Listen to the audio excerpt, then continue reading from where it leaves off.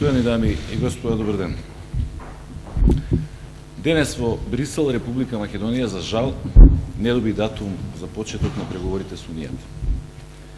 Тоа е уште еден неуспех и пропуштена шанса во процесот на нашите евроатлантски интеграции. Според информациите, главната битка вчера и денес во Министерскиот совет се водела не околу датум има или датум нема, туку да се даде или не временска рамка за разгледување на препораката и одредувањето на датум за почеток на преговорите. Грција и нејзините поддржувачи жестоко се противеле на секаква временска одредница. Имајќи го во предвид таквиот избор на опции, сметам дека донесената одлука е подобрата или поточно речено помалку лошата за Република Македонија. Ни се дава уште една прилика, уште дополнителни 6 месеци да го решиме спорот со Грција и да конечно го направиме историскиот исчекор, да станеме членка на НАТО и да ги почнеме пристапните преговори со Унијата. Од самитот на Алијансата во Букурешт, кога временската спогодба беше ставена вон сила и кога стана сосема јасно дека без решавање на ова прашање не можеме да мрднеме ниту чекор напред, поминаа повеќе од 20 месеци. Во целиот тој период ниту имаше некаква сериозна иницијатива од наша страна, ниту имаше вистински, суштински преговори. 3-4 средби со Нимиц за 20 на месеци и 2 полчасовни средби со Папандреу во последните 20 на дена не значат ниту целосна посветеност на преговарачкиот процес, ниту може да дадат одговор кои се почетни, а кои се крајни преговарачки позиции на Грција. Со таков пристап и со такво темпо, залудни ќе бидат и овие дополнителни 6 месеци. Точно е дека Грција, злоупотребувајќи го своето членство во НАТО и Европската Унија, не уценува и не блокира. Точно е дека нејзината политика е во спротивност со сите демократски принципи и вредности. Но што со тие констатации? Само сожалувањето не ја води државата напред. Господине Груевски, вие сте премиер на Република Македонија. И сите наши граѓани со право очекуваат од вас да ги решавате проблемите, а не да им објаснувате колку ви е тешко и кој се е виновен што не сте успеале. Затоа, уште од утре зафатете се со работа. Конечно дефинирајте ја вашата црвена линија и запознајте ја македонската јавност со неја. За нас во Социјалдемократскиот сојуз таа црвена линија е зачувување на нашиот национален идентитет, односно именување на нашиот јазик и нашиот народ како македонски. И тоа ви е вам добро познато, како што е познато и на сите наши граѓани. И уште нешто, влезете веднаш во суштински и интензивни преговори.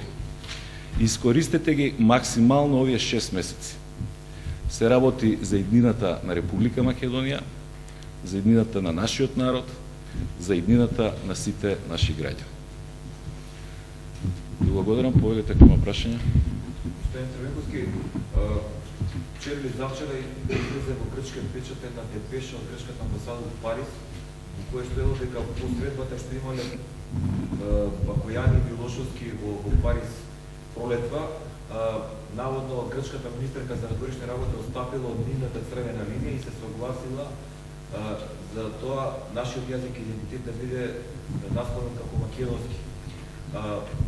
Првичната реакција на власта, лично и од министрот Милошовски денеска, дека не сака да коментира нешто што е за внатрешна политичка потреба во Грција. Како е вашиот коментар на ова? Ја видов таа информација, ако морам да кажам дека во она што јас го видов се споменува септември минатата година. Меѓутоа, како и да е, како што и самите рековте, во овие 2 дена не слушнавме јасен демант, ниту од страна на Дора Бакојани за грчките медиуми, ниту од страна на Милошевски и Никола Груевски. Ако се работи за септември минатата година, сакам да ја потсетам дека во тој период јас бев претседател на Република Македонија. Па можеби иако е во раната пролет оваа година. Значи тврдам дека за таков документ не сум бил информиран ниту од премиерот Груевски, ниту од министерот Милошевски. И се поставува прашањето, ако таков документ постои, зошто бил скриен не само од македонската јавност, туку и од председателот на државата? Дали со таквото криење на оваа информација се бранеле или се рушеле националните интереси на Република Македонија? За сите понатамошни одговори обратите се кај Груевски и кај Милошевски. Мислите дека се извинам уште дополнување? Мислите ли дека таа шанса, иако уште не можела да биде можност за суштински преговори во тоа време? Во најмала рака требала сериозно се разгледа. Гледаме дека како што одминува времето, сите наредни позиции и ситуации, сите наредни предлози се всушност полоши од претходните.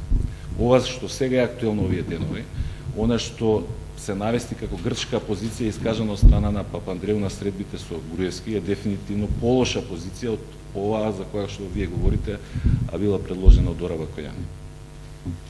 На новинарско прашање денеска министерот за надворешни работи дали преговорите продолжуваат и што ќе прави натаму владата, даде помалку нејасен одговор, кажа дека реформите продолжуваат.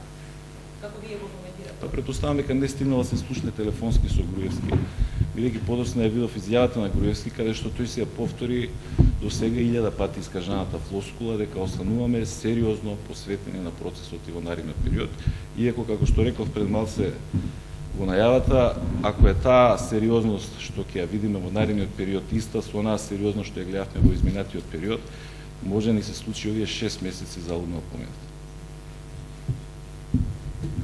Други прашања? Ви благодарам.